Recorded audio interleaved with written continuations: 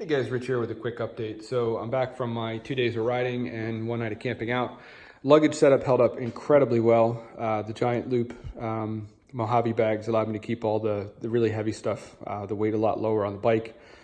Sea to Summit Rolly, the oval base, gave me plenty of room on the seat. Everything stayed put, and I rode this over a lot rougher trails than I really expected to.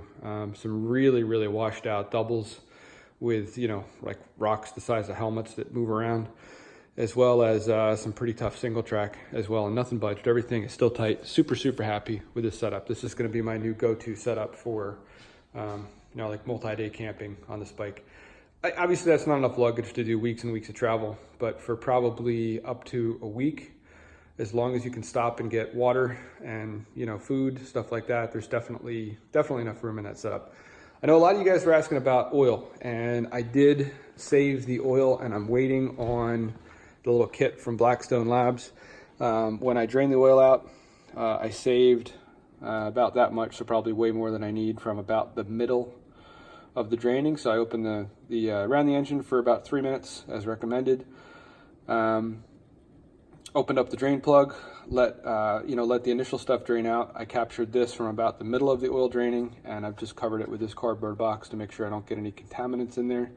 And I'm waiting for the oil sample kit from Blackstone Labs. I am going to send that out. I think it's like 40 or I think it's $35 plus an additional 10 for the oil additive analysis, or the one that you really want to have an idea of how much good stuff is left in the oil to actually protect your engine.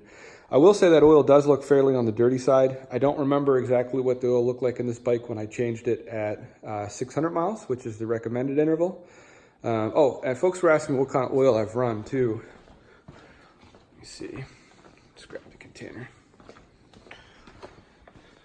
So this is what I used to run on my WR, and this is what I've been running in this bike as well. This stuff has been good to me over the years. This is the Castrol Power RS Racing 4T, and I run the 10W40. I do not ride my my bike in really the winter at all. I think the 10W40 is meets the range that I typically ride this bike in, and at some point was recommended for the WR over the 30. I don't remember exactly why I landed on the 40 versus the 30. I know both the 30 and the 40 are acceptable for the temperature ranges that most people are going to ride in anyway.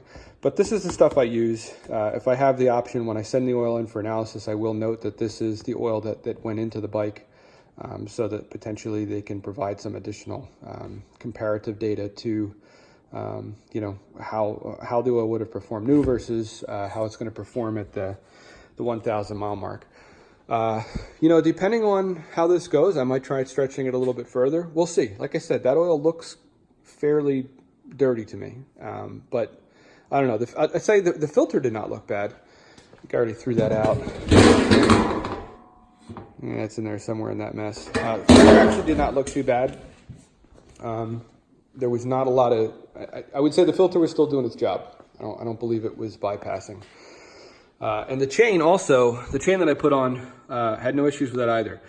I will say I ran into 3 different guys all riding together on CRF450Ls, and I'll have that. I'm going to put up another video with a bunch of footage from the camping trip and riding.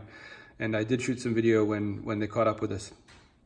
But interestingly enough, guys, all 3 of them had the exact same issues with their chain that I had. Those stock RK, I think it's an RK chain.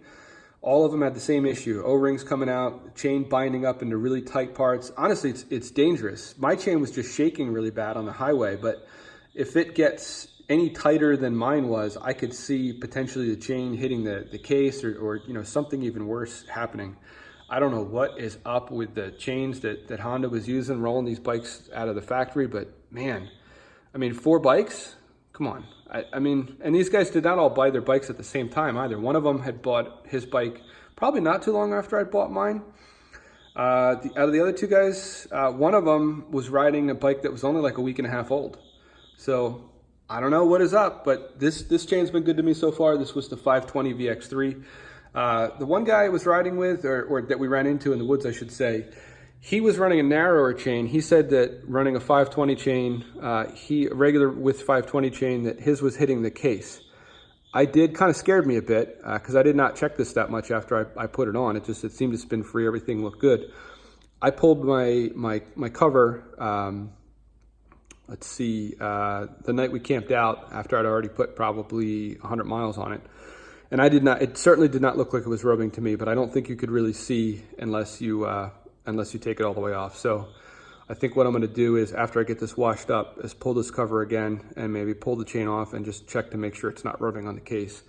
I did measure the width of the stock chain versus this one, and they are extremely close. This one was like 0.07 millimeter wider, but I think that might just simply be due to more wear on the original chain on these side pieces. This all, just looking at the shiny parts in this chain, you can see where it rubs going through probably the tensioner, I guess, if I had to guess, yeah. And you can see the shiny spots on there. So I think I measured the width at these pins here, and for it to be that close, I think the difference is just there's more wear on the stock chain, but I am going to check. I want to make sure I'm not tearing into my case. So if you're not already subscribed, hit the subscribe button, hit the like button to make sure you can see the results of that oil analysis when it comes back. And that's it for now. When I have some time, I'll get together a longer video with a bunch of footage from the trip, and also some footage with meeting up with those 3 other guys all riding 450Ls. Take care, guys.